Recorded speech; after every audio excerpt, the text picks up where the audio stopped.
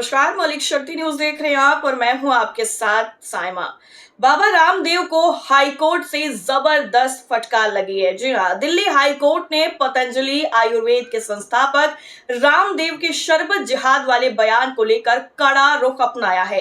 रामदेव ने ये विवादास्पद टिप्पणी हमदर्द कंपनी के लोकप्रिय पेय रूह अफ़ज़ा के खिलाफ की थी, जिसे कोर्ट ने अक्षम्य और न्यायालय की अंतरात्मा को झकझोरने वाला करार दिया है। आपको बता दें कि ये मामला उस वक्त सामने आया जब बाबा रामदेव ने पतंजलि के गुलाब शरबत के प्रचार के दौरान रूह अफ़ज़ा पर निशाना साधते हुए ये दावा किया कि इसकी बिक्री से प्राप्त धन का इस्तेमाल मदरसों और मस्जिदों के निर्माण में होता है। हालांकि रामदेव ने अपने वीडियो बयान को कोर्ट की फटकार के बाद वापस ले लिया है। इस महीने की शुरुआत में ही बाबा रामदेव ने एक वीडियो में कहा था कि एक कंपनी है जो शरबत देती है, लेकिन उसकी कमाई से मदरसे और मस्जिदें बनती हैं। अगर आप वो शरबत पीते हैं तो मदरसे और मस्जिदें बनेंगी, लेकिन अगर आप हमारा यानी पतंजलि का शरबत पीते हैं तो गुरुकुल, आचार्य कुलम और पतंजलि विश्वविद्यालय का विस्तार होगा। इसके बाद ही कंपनी ने हाईकोर्ट का दरवाजा खटखटाया था। बाबा रामदेव का वीडियो पिछले कई दिनों से सोशल मीडिया पर जमकर वायरल हुआ। इसको लेकर विपक्षी नेताओं ने भी निशाना साधा। इसमें वो पतंजलि के शरबत का प्रचार करने के दौरान ये कहते हुए देखे और सुने जा सकते हैं कि शरबत के नाम पर एक कंपनी है जो शरबत तो देती है, लेकिन शरबत से जो पैसा मिलता है उससे मदरसे और मस्जिदें बनवाती है। बाबा रामदेव ने यह भी कहा था कि अगर आप वो शरबत पिएंगे तो मस्जिद और मदरसे बनेंगे, और पतंजलि का शरबत पिएंगे तो गुरुकुल बनेंगे, आचार्य कुलम बनेगा, पतंजलि विश्वविद्यालय और भारतीय शिक्षा बोर्ड आगे बढ़ेगा। इसलिए मैं कहता हूं कि ये शरबत जिहाद है। जैसे लव जिहाद, वोट जिहाद चल रहा है, वैसे ही शरबत जिहाद भी चल रहा है। हालांकि बाबा रामदेव ने किसी कंपनी या समुदाय का नाम नहीं लिया था, लेकिन ये टिप्पणी स्पष्ट रूप से रूह अफ़ज़ा की तरफ ही इशारा कर रही थी और इसी बयान ने सोशल मीडिया पर तीखी प्रतिक्रियाएं सामने आई और इन्हें जन्म भी दिया, और इसे सांप्रदायिक भेदभाव को बढ़ावा देने वाला भी माना गया, जिसको लेकर खूब बवाल देखने को मिला। और हमदर्द ने रामदेव के खिलाफ दिल्ली उच्च न्यायालय में मुकदमा दायर कर दिया, जिसमें उनके वीडियो को सोशल मीडिया से हटाने और इस तरह की टिप्पणियों पर रोक लगाने की मांग की गई।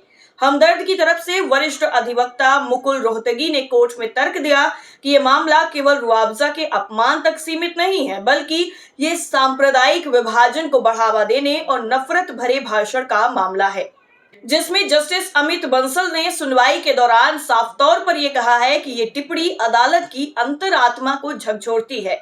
ये पूरी तरीके से अक्षम्य है। कोर्ट ने रामदेव के बयान को न केवल हमदर्द के खिलाफ अपमानजनक, बल्कि धार्मिक आधार पर समाज को बांटने वाला माना। रामदेव की तरफ से एक प्रॉक्सी वकील ने कोर्ट में समय मांगा, क्योंकि उनके मुख्य वकील राष्ट्रीय कंपनी कानून अपीलीय न्यायाधिकरण यानी NCLAT में व्यस्त थे। रामदेव ने अपने बयान का बचाव करते हुए कहा कि उन्होंने किसी ब्रांड या समुदाय का नाम नहीं लिया। उन्होंने दावा किया कि रूह अफ़ज़ा ने स्वयं इस टिप्पणी को अपने ऊपर लिया, जिसका मतलब है कि वो खुद इस जिहाद में शामिल हैं। इस बयान ने विवाद को और ज्यादा हवा दे दी और कांग्रेस के वरिष्ठ नेता दिग्विजय सिंह ने रामदेव के खिलाफ भोपाल में भी शिकायत दर्ज कराई, जिसमें इसे घृणा फैलाने और धार्मिक भावनाओं को भड़काने वाला बताया गया। सिंह ने यह भी कहा कि यह बयान संवैधानिक मूल्यों के खिलाफ है। रूह अफ़ज़ा, जिसे 1907 में हकीम हाफिज अब्दुल मजीद ने उत्तर प्रदेश के पीलीभीत में बनाया था, भारत, पाकिस्तान और बांग्लादेश में एक सांस्कृतिक प्रतीक है।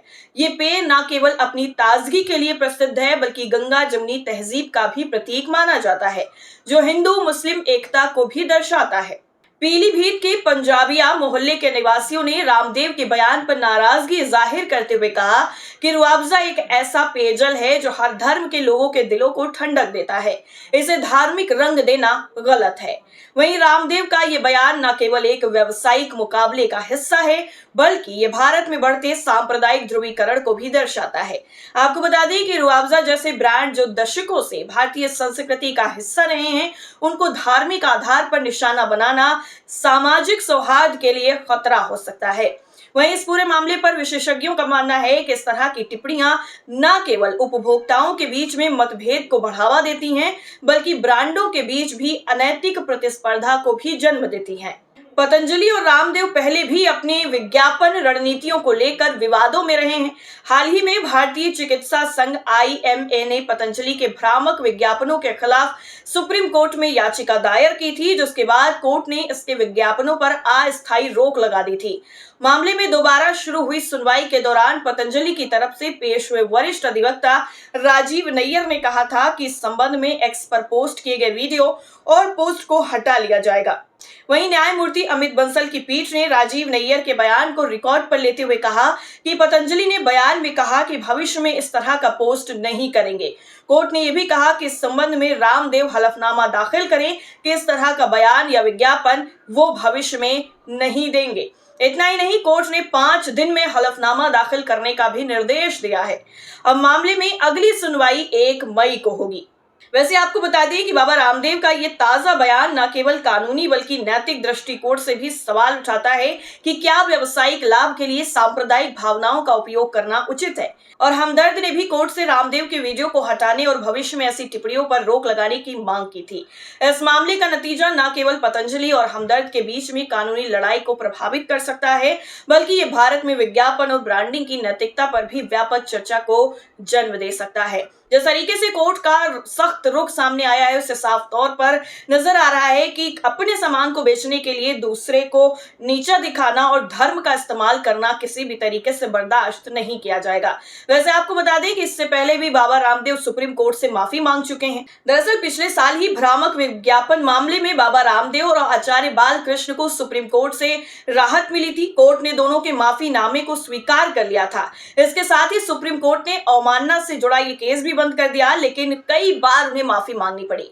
आपको बता दें कि सुप्रीम कोर्ट में बाबा रामदेव ने माफीनामा पेश कर भविष्य में भ्रामक विज्ञापन नहीं देने का वादा किया था, लेकिन फिर वही तोड़ा। और ये मामला साल 2022 में इंडियन मेडिकल एसोसिएशन यानी IMA की तरफ से दायर किया गया था। इसमें बाबा रामदेव की कंपनी पतंजलि पर यह आरोप लगाया गया था कि कंपनी ने कोविड वैक्सीन ड्राइव और आधुनिक चिकित्सा प्रणाली को बदनाम किया। पतंजलि की तरफ से एडवोकेट गौतम तालुकदार ने कहा कि कोर्ट ने रामदेव, बालकृष्ण और पतंजलि आयुर्वेद लिमिटेड की तरफ से दिए गए वचनों के आधार पर केस बंद कर दिया।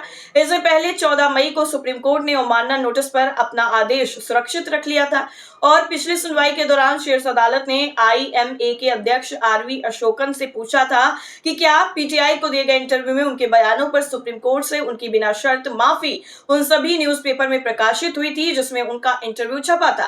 दरअसल PTI को दिए गए एक इंटरव्यू में अशोकन ने पतंजलि आयुर्वेद लिमिटेड के भ्रामक विज्ञापन मामले के बारे में सवालों के जवाब दिए थे, जिसको लेकर सुप्रीम कोर्ट ने सवाल किया था।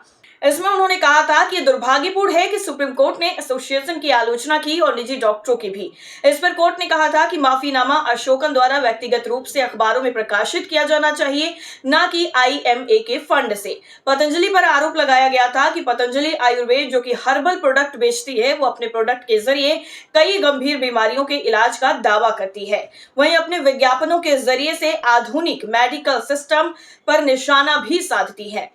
आपको बता दें कि इस मामले में IMA ने पतंजलि की तरफ से आधुनिक चिकित्सा को बदनाम करने का आरोप लगाते हुए याचिका दायर की थी और इस मामले में अवमानना कार्रवाई भी शुरू हुई। बाद में बाबा रामदेव और आचार्य बालकृष्णन ने पतंजलि आयुर्वेद की तरफ से भ्रामक विज्ञापनों के संबंध में बिना शर्त माफी मांगी और कहा कि वो हमेशा कानून और न्याय की गरिमा को बनाए रखने का वचन देते हैं। लेकिन कुछ महीनों बाद ही बाबा रामदेव का इस तरीके से मुआवजा को लेकर जो दिया गया बयान था, वो कोर्ट में पहुंचा और कोर्ट से यहाँ पर भी बाबा रामदेव को भ्रामक और लोगों के बीच में दुश्मनी फैलाने का जो बयान था उनका, वो मानते हुए जमकर फटकार लगाई है और उनके वीडियो को हटाने का भी निर्देश दिया है, जिसे बाबा रामदेव ने कबूल भी कर लिया है। इस पूरी खबर पर आपकी राय क्या है, कमेंट्स करके जरूर बताइए। फिलहाल के लिए इतना ही। नमस्कार।